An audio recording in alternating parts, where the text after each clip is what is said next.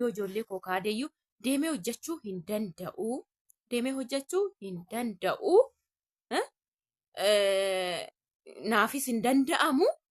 Kulaalitii koo gurguree ijoollee kana akka sirriittan guddisaa. Akka ajaa'ibatti guddisa. Inni galee kan biraa fuudhus. Ani tuffatamus. Bagan haadha ijoollee kanaa ta'e. Kulaalitii koon gurguree daa'ima kana fataa godhee carraa isaanis qabu jette. Maaliif? Kanaadaa deeman jedhanii ID kaardii minaamana sirreessanii turanii isa jalaa fudhate iimeelii dhokfate moo na dhoowwate jetteetti waan ta'eef. Kanaaf dandeesseen hojjettu ka dhuguma tokko miidhamaafuu dandeesseen hojjettu lama daa'ima kana eessa naqxee hojjetti danda'amu jechuudha. Egaa yeroo baay'ee wanta baay'een dubbadha. Haadha ilmaan shanii yookiin haadha shanee sana abbaan manaa nagarachi dhiyoo biyya galee yoo beektan ta'e. Kaleelii birratti yeroo dubbatan baay'ee kan nama dinqu keessa eeyyee fuudheera jedhee ji'oota keessatti biyya galee fuudhe. Eeyyuutu wanti Itoophiyaa wanti jeeknoo የታባቱ yaa Yesuus ko yoona lakkaa'ii jedhaan ta'e wanti ta'e garuume baay'ee nama dinqa. Kaleessa dhugaan isin jaa nervasiin ta'e qallaali nan gubu waan isaan beeku maaliif dubartii yeroo tuqaamtu waaqa na boochisaa na waan isaan beeku. Dubartiin ashama hordoftoota koo nagaa keessanii ani nagaa kooti galata waaqayyoo na eebbifamu. Kun asuma teenya isin taasifna inni ufina chaanala kana isinin jedha amma waan haaraa waan addaa tokko qabannee dhufnutti. Egaa dhashanee kaleessa viidiyoolee hojjedhee dhufee nervazii ta'ellee dhufee baay'een keessan akka waan ofii koo waa'ee koo haasa'u seetanis jabaadhu kan jechaa jirtan illee jirtu. Yaa haadha shanee mucayyoo Egypt yookiin Masir keessa jirtudha. Daa'ima shan deessee tokko kan jalaa du'ee afur qabdi turteeyyuu. Isaan keessaa abbaan mana dhiyoodhume ji'a 8 keessattuu hidhamee ture biyya galee waraqata wayii hin qabu natti fakkaate waan sirrateef hin qabu. Isaa biyya galee achumaan fuudhe. Kalee yeroo liif irratti haasa'u bakka isaan qaana'e erga fuudhe reefuma ji'a tokko wayiiti jedha. Ji'a 5 ta'uu danda'a amma jana nuti yaa'unni Itoophiyaa seennan jana jammare jechuudha. Rakkoon qabu fuudhuun dubartuma ishee akka ishiitii fuudhaa boroo ishiinis isa taate kan biraa fuudhaa jechuudha namni kana bara lakkoofsa keessa jira. Hin lakkaa malee gaa'ila miti kan dhaabu namni akkana yeroo baay'ee innaan dhiira Itoophiyaa baay'ee to'attan malee ni kuftuu ni boochuu jedhu baay'ee ulfaataadha dhugaa dubbachuuf. Baay'ee nama sodaachisa yeroo ollaa keessa ilaaltan yeroo nama ilaaltan yeroo miidiyaa ilaaltanii baay'ee sin sodaachisa dhugaa dubbachuudhaaf jechuudha. Booda manuma keessan immoo seenuu dhiisuu danda'an beekamu inni jechuudha. Kanaaf baay'ee bakka yoona maddiroqee tokko godhaniiti ilaalu yeroo akkanatti eeyu jedhan. Amma namni gurbichi kun baay'ee kan na dinqe keessaa ji'oota keessatti galee fuudhu. Daa'imuma sana fuuldura isaan dhufanii daa'imoota akkana babbareedan faranjii fakkaatu. Isaa waan ol fuudhee afurgisee tokko.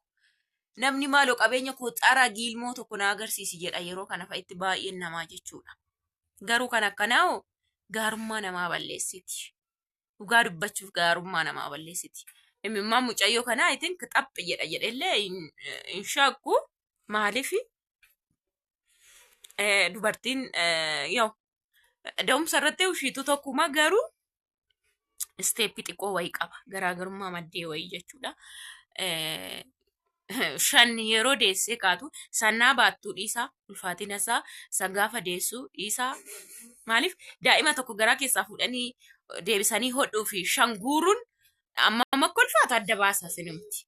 Garaatti immoo daa'ima tokko baatanii wajjin dadhabuu fi daa'ima shan baatanii dadhabuun maal akka ta'e kiiloon tokko yoo taate kiiloo 5 jechuudha. Nuti kiiloo 4 faana amma fakkeenya isaa minna 3.6 wayiiti. Isa faana waan dafqee waan ta'een jedha. Isheen garuu daa'ima lama daa'imni tokko kiiloo 2 gadi dhalattu yoo tasarraa waan hin taane ala iskii herreega kiiloo 10 baatti. Isa waan biraa malee. Isa miti immoo deessee kaatee daa'ima furitti paambarsii qayyaruu sa'aatii wal fakkaatu. Halkan hin raftu guyyaa hin raftu kun waan beekamaadha. Maaliif seetanii amma daa'ima lama sossobdee yoo rafifteeyyuu lama immoo bu'aa jiru jechuudha. Ganaa rafifti isaanii jechuudha. Dhiisi. Beektanii achi immoo hin ka'anne tokko jechuudha. Achi immoo kana mala hin qabne achi keessa jira jechuudha. Bakka yahoona cubbuun ishee xabbi jedhee lafa bu'u jechuudha. Cubbuun ishee xabbi jedheetu lafa bu'u. Nam beekatiif jechuudha. Namni dubartii hacuucee bargixin fufu jechuudha. Akkanumatti otoo qayyaree fuudhuu afaan umaadhaan nam'amu jechuudha.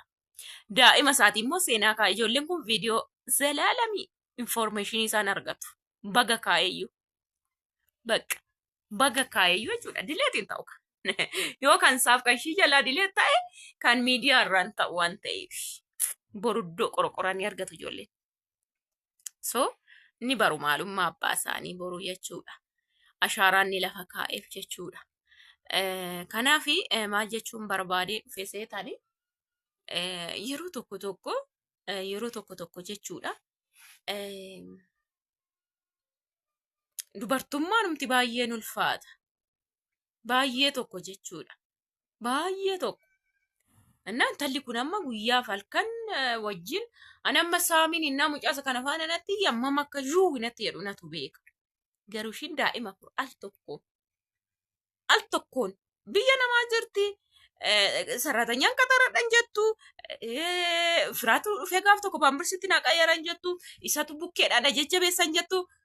ምን አይነት እሳት እንደሆነ ታውቃላችሁ? እግዚአብሔርን ያሳለፈችውን ጊዜ ማለት ነው። obboleetti tokko hiriyaa tokkotu dhufee paambarsiitti naa qayyaran jettu yookiin misaafaannaa kaajoollee kana hin jettu abbaa mana gaariitu bukkee jira isatu hin jettu amma har'aa wajjin tangalata'u sarratanyaan birrii kootiin qaxaran jettu baateen hojjettu birrii hin qabduun qaxarattu hidhaa fi korkodaa maal jedha Oromoon keenya indaanqoo kamsaassaa seente yeroodhaa fi malee garuu boonne ishii baay'ee ifa guddaadha jechuudha. So kanuma gaa baay'een keessan kan galtanii wajjin jiraattan yeroo kanatti fa'i maal jettu hin dandeessu taluma waqaftuu sana jedha. Silayyuu viidiyoo baay'ee ilaaltanii maa eessaa argattu informationii kan warri argattan garuu taluma sobduu kana jedha gaafa galtan. Ishi dhugaan isiniin jedha. Sanaayyuu kan muudii hin qabne sanaayyuu kan hin baranne barates gagamaan guute garuu kan waan isinitti fidee laxxafee wajjin bu'aafuu keessan. Intalli tokko waan naan jette dhugaa dubbachuuf jechuudha.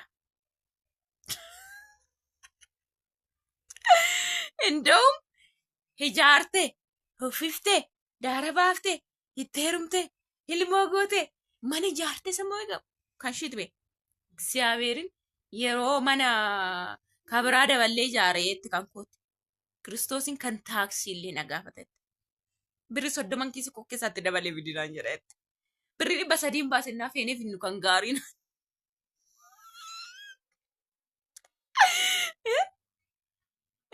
Kan harkaa hir'annaan amma itti guutee fidinaan jedhetti. Ofii ijaartee ofii guutee ofii fiddee ofii sarratanyaa qaxarattee ofii mana mee kontirool gooteeti. Bakka inni dhiirummaan maqqattee mana keessa jira bichaa malee wanti biraan jiru jechuudha. Kiristoosin akkana jedha jette. Asibuut. Kan akkana faana galtanii jaanjoftu kan carraan itti dibisin godhe. Kan akkana faana galtanii dololtu kan diliin dibitti sin godhe. Otoo illee gaarummaatti sin jiraachisee jechoota akkanaatiin nama waraane. Du'aadha shaanii waaniin otoon ishii ta'ee maan dubbadha. Bakka namaan bu'anii maan dubbadha. Bargeet maal goota waan sitti dhufe gin jira wanti jiru. Jira wanti jiru. Dhugaa dubbachuuf jechuudha. Inna waaqayyoon nama simiidhuudhaan waan akkanaa sin godhu. Immoo dubartii taate namatu simiidha malee waaqayyoon simiidhuudhaan waan godhu. Ani baay'een gammade garuu isheen amma miidhaa keessan jiratteeti